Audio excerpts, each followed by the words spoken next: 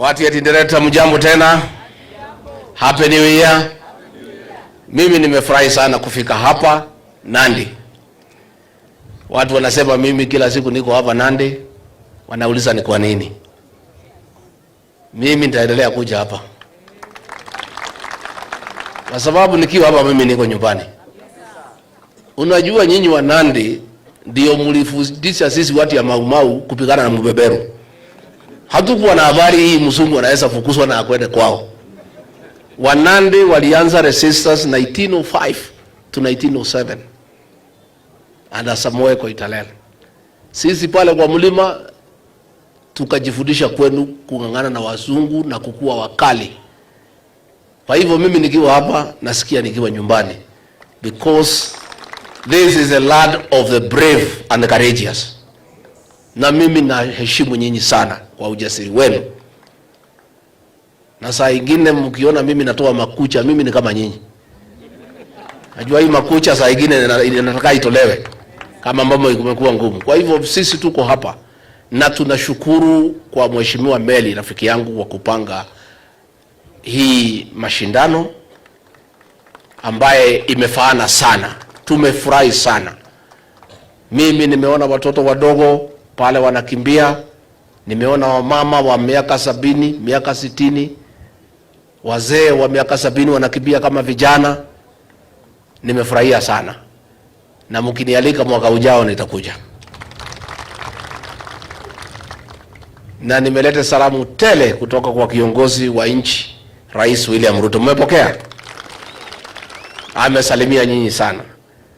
Na kabla sijasema mawili matatu, watu wa Tinderet na watu ya Nandi, kwa niaba ya rais wetu na mimi na timu yetu ya UDA na Kenya Kwanza, nataka nichukue nafasi hii kutoa shukrani kwenu kwa yale maombi mlituombea na kutupigia kura. Asanteni watu ya Tinderet.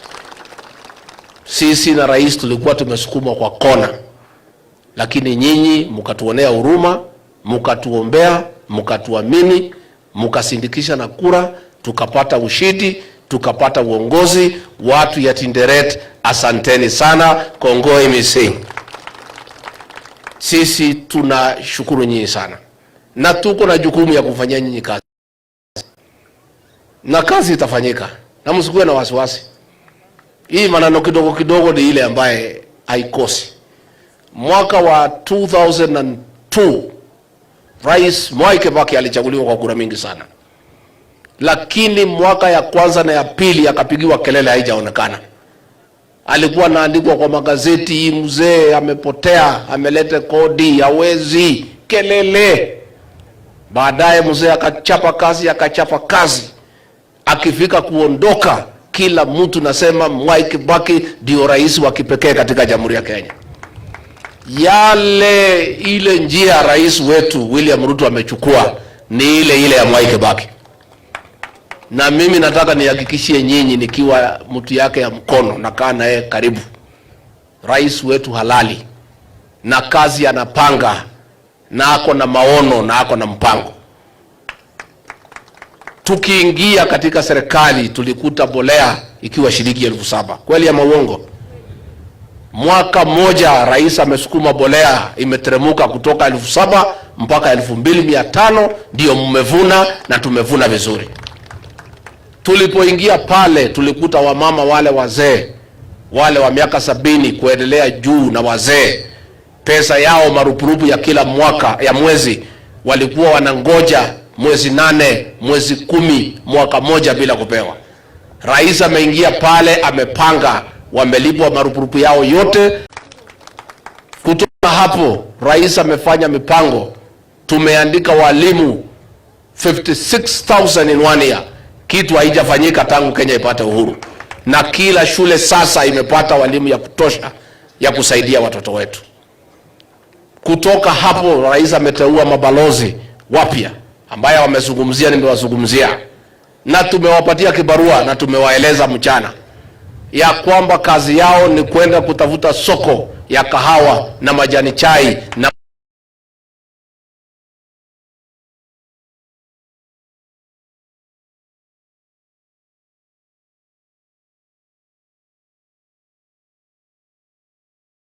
na kupigia rais.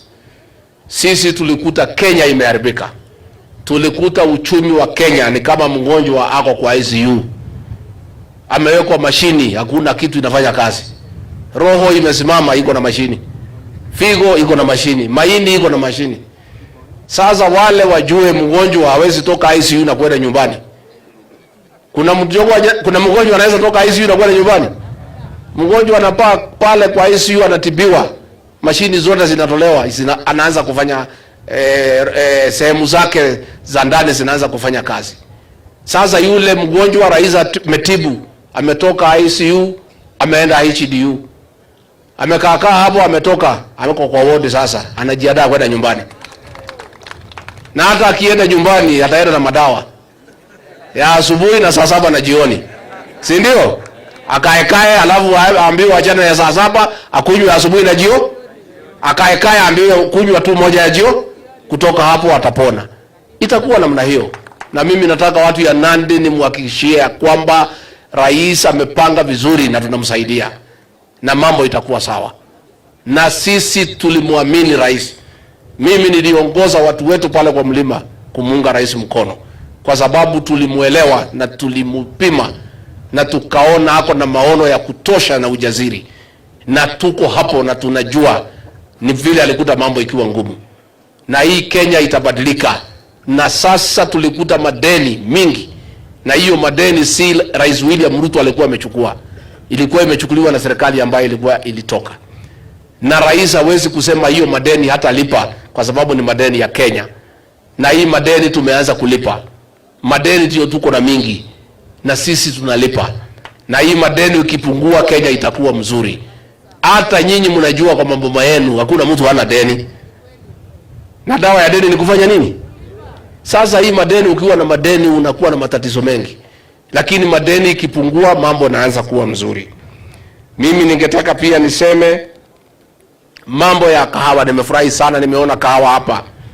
Mimi rais amenipatia kazi ya kuongoza mabadiliko katika sekta ya kahawa, majani chai na maziwa. Nimetembea Colombia, nimetembea Ujerumani, nimetembea Ubelgiji, nimetembea Ethiopia, nimetembea kila pahali. Na mimi nataka kumwambia wakulima ya kahawa mjikaze. Sisi kazi tuko nayo ni kuondoa ile mtu alikuwa katikati yenu na mkunywaji wa kahawa. Hapo katikati yenu na mkunywaji wa kahawa kulikuwa na watu 17. Hiyo ndio watu mimi rais ameniambia niondoe. Na mimi najaribu kuondoa hao wanapiga teke, lakini mimi nang'ang'ana na hawa. Kwa sababu walizoea kukula na kunyonya mkulima. Kwa hivyo lazima wapigane na sisi, lakini ningetaka kumwambia governor hiyo mill saidia wakulima. Hao wakulima tutawatafutia soko ya moja kwa moja wause kahawa yao direct kwa mkunywaji wa kahawa. Nimeambiwa ya kwamba wale wamepeleka kahawa yao, kuna ile pesa tulitoa shilingi bilioni 4 ya cherry fund, wapatiwe pesa ile shilingi 40 na ingine 40 wakingojea. Nitamwagiza waziri Chelugui awachilie hiyo pesa in the next 2 weeks iweze kufika hapa, ndio wakulima waweze kupeleka watoto shule. Si tumekubaliana? Kwa sababu tuko na 4 billion shillings ambaye rais alitenga kwa mambo ya kahawa. Mambo ya majani chai tumeanza kupata manufaa kwa ile reforms tumefanya. Na bei ya majani chai imeanza kuwa nzuri. Na mimi nataka kumwambia nyinyi muendelee kuchunga majani chai, na hapo mbele mambo iko sawa kwa sababu tunaendelea kutafuta soko ambaye ni direct. Mimi nataka nichukue nafasi hii niseme ya kwamba au maneno ya kukimbia ni mzuri kwa sababu itafanya tuepuke mambo ya ulevi ya kupindukia, kukunywa zile pombe ambaye ni haramu na madawa ya kulevya. Na nimeshukuru County Commissioner and your team for the good job you are doing. Please continue. You are now at 70%. Imebaki 30%, mungangane. Na hao machifu niliwaambia maneno na walisikia. Kwa hivyo nyinyi machifu mungangane, tumalizane na hii pombe haramu na hii madawa ya kulevya, ndio watu wetu waweze kuishi vizuri. Unajua hii nchi yetu karibu iharibike. Kila mtu alikuwa anakunywa pombe. Vijana na wamama wanakunywa pombe na viongozi wanakunywa pombe. Sasa tuko na viongozi wa kunywa pombe. Tunataka pia vijana na wamama wajane na pombe, ndio Kenya isonge. Na hii Kenya itasonga kwa sababu hii pombe ndio ilikuwa inatuletea matatizo. Sisi pia tungetaka kusema hawa watu wanatatiza rais. Ni wale tu walikuwa wamepanga hata kuwa rais wa Kenya. Walifanya kila mbinu kumtatiza asikuwe rais wa Jamhuri ya Kenya. Wakamwekea roadblock, wakamtatiza, wakamuangaisha, lakini Mwenyezi Mungu akamuinua kupitia kwa mikono yenu. Hawa walikuwa wameharibu uchumi, ndio yule atakuwa rais asifaulu. Walikuwa wanasema hii serikali itaanguka na miezi 3. Walikuwa wanasema hii serikali itashindwa kulipa madeni. Rais amekuja, amepanga kila kitu, amelipa madeni, Kenya imesimama. Sasa ndio wameuda njia ya kutatiza mipango ya rais kupitia kotini. Ile mipango yote rais amepanga, jama imepangwa, kila kitu inapelekwa kotini. Sisi nataka kuchukua nafasi hii kuomba wasimamizi wa mahakama, majudges wetu and magistrate, wa kwamba pia hao ni wa Kenya. Mambo ya healthcare program, rais anataka tupunguze malipo kutoka 500 mpaka 300. Mbona wanasimamisha? Hawa wako na programu yao, wako na health insurance scheme inalipwa na serikali. Hao majaji wakiwa wagonjwa wako na card, wanaenda hospitali, wanatibiwa, wanaenda nyumbani. Mbona wanazuia Wakenya wadogo hawa hawana mtu ya kuwasaidia wasaidiwe na serikali? Pia hao ni Wakenya. Mambo ya manyumba, hao wanaishi kwa manyumba ya serikali. Wako na manyumba, wako na mortgage scheme, wanalipa. Mbona wanazuia rais asaidie hao watu ya kawaida ambaye hawana nyumba? Mbona wanazuia rais atengeneze program ya kutafutia hao vijana kazi ya kujenga hiyo manyumba? Sisi tunataka kusema hao judges wajue pia hao ni wa Kenya. And they should not live in utopia. Wakitoa hizi judgment, pia walete koti huko kwa raia, waulize maoni ya raia. Waulize raia, hii mnataka NHIF ipunguzwe from 500 to 300 ama hamtaki? Lakini wanakaa pale kwa kompyuta na kuandika judgment bila kuelewa Wakenya wanataka nini. Na tusiambiwe tusiwaulize maswali. Somebody also must oversight the judiciary, kwa sababu the executive inakuwa oversighted by parliament. Parliament inakuwa oversighted by wananchi. Hawa judges nani na oversight hawa? Tukiuliza swali tunaambiwa tusiulize. Iko independence of the judiciary. But somebody must also hold them to account. And they also must be accountable. And they must also accept to be held to account. Lazima tutauliza maswali. Because kama wanasimamisha program zote za Kenya Kwanza government ambaye siko kwa manifesto yetu, sisi pia tuko na maagano na watu ya Kenya. We have a social contract with the people of Kenya, that there are certain things we promise the people of Kenya to do, and we were elected because of those promises that were in our manifesto. If they now sabotage that program, how do they expect us to engage the people of Kenya? So tunataka kuomba hawa to be patriotic and to be mindful of the welfare of other Kenyans. Even as they exercise their independence, they must exercise it with responsibility, because it's important that they do so. Kwa hivyo mimi niseme ya kwamba watu wetu MCA ameongea hapa vizuri. Mambo ya kahawa, MCA have answered you. We are doing everything possible to get direct market. Hiyo maneno ya equalization fund, vile governor amesema tutasukuma ndio hiyo pesa ifike hapa kwa hii ward iweze kusaidia. And I really want to thank our MCAs here in Nandi for the good job they are doing to support the county government of Nandi. Na nitapata nafasi MCAs mkuje pia tuketi. I know you have many challenges ambaye ningetaka pia niwasikize ndio tuweze kuzungumza na rais. We see how we work together, so that because you are the grassroots leaders, nyinyi ndio viongozi wetu ya mashinani na ni viongozi ya maana sana ambaye tunaheshimu. Mimi ningetaka nishukuru watu ya hapa Tinderet kwa kumrudisha mara ya 3 huyu Julius Meli kama mjumbe. Huyu mjumbe Raimi tunamheshimu na tunampenda kwa sababu ni kiongozi amekomaa.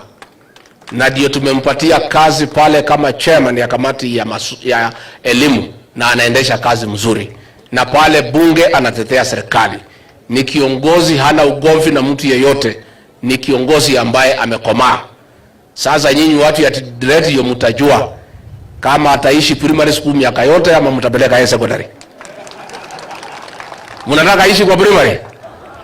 Ukikaa primary sana unaenda wapi? Aende secondary ama asiende? Sasa hiyo uamuzi utakuwa wenu. Lakini sisi na rais tuko na imani na yeye na tunapendezwa sana na uongozi wake.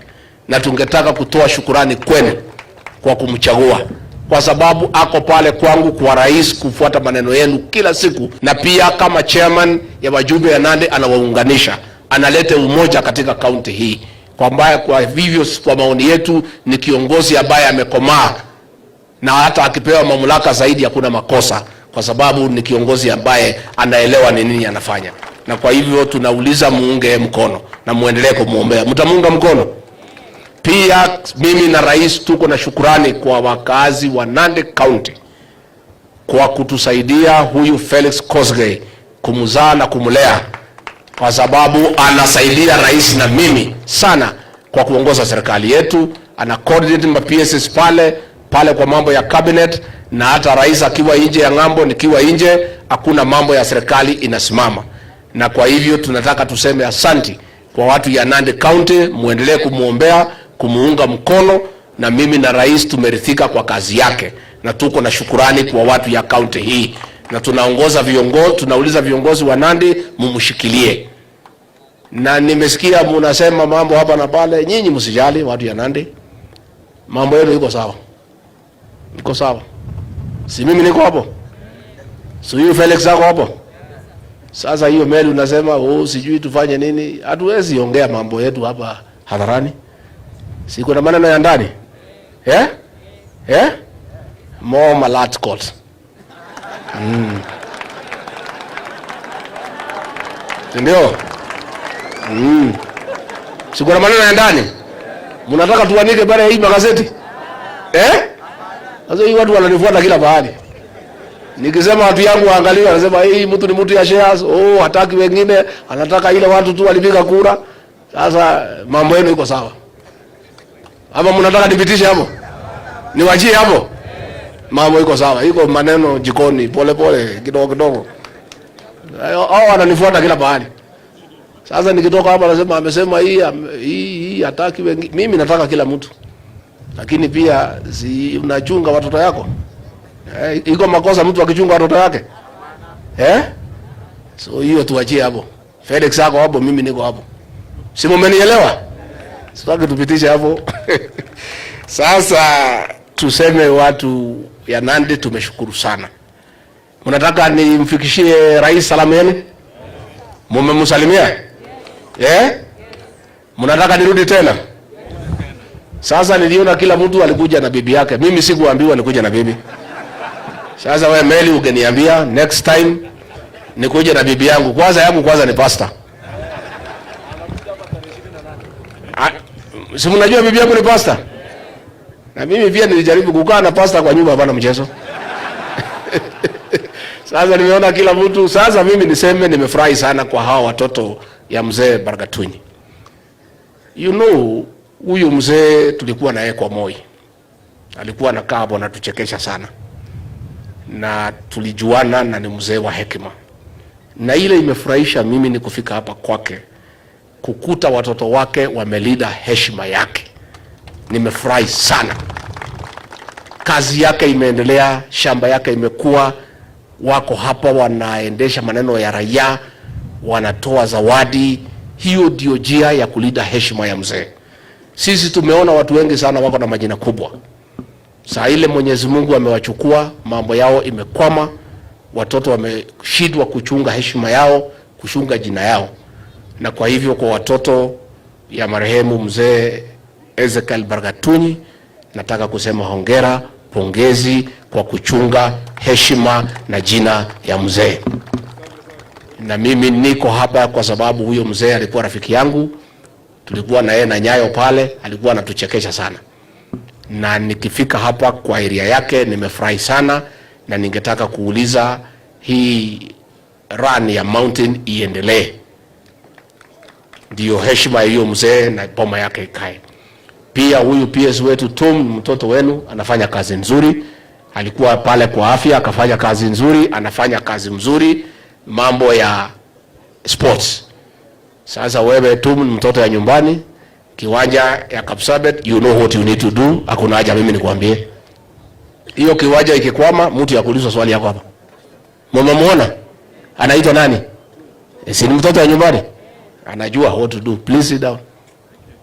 So anafanya kazi nzuri, na tunasema hata ukisaidia wengine, hata Yesu alianza Jerusalem kabla ya kwenda Judea. So angalie mambo ya hiyo kiwanja yetu hapa na mambo zingine aweze kuangalia. You know, huyu Lelei nilimwambia awache kungangana, nitamtafutia kazi, nikamtafutia. Si ni sawa? Na wewe hapana kaa peke yako, kuja tafutia wengine. Si inatakana namna hiyo? Hiyo kiti hapana yako na bibi yako ni hao watu. Si yeye akipata na yeye achukue wengine. Inakuwa namna hiyo. Hiyo kiti ni ya hii community. Na ndio mimi nilikwambia wewe tulia. Alikuwa na kelele mingi, naambia wewe acha mambo mingi. Tutapata ile kubwa, tutakupanga, tukapanga yeye na yeye apange vijana wengine hapo na hapo namna hiyo. Hata hao wote wamepata pia wapange vijana. Si ndio? Kwa hivyo watu ya Nandi tunashukuru sana, na tutakuja hapa tena na tena na tena, na mimi niko hapa na nyinyi. Na mimi kazi yangu pale ni kusaidia rais. Msijali. Hii watu yote wanapiga kelele ni mimi na hawa. Nyinyi mnyamaze, muachie mimi. Hiyo ni kazi yangu. Rais hako sawa. Yeye angangane na uchumi, hii watu namsumbua, hiyo ni kazi yangu. Mimi silali, nafunga jicho moja, ingine nalala ikiwa one kama tochi. Wanajaribia saa ingine kama nimeenda ngamo, wanajaribu kuleta miereka. Alafu mimi napigiwa simu na huyu Felix, narudi haraka. Si ndio? Kwa hivyo nyinyi msikuwe na wasiwasi, serikali iko imara, rais anaendelea vizuri, mambo ya uchumi tutafaulu, there is no problem. Kenya is on the right path and things will be good, na mambo itakuwa sawa sawa. Asanteni sana, may God bless you.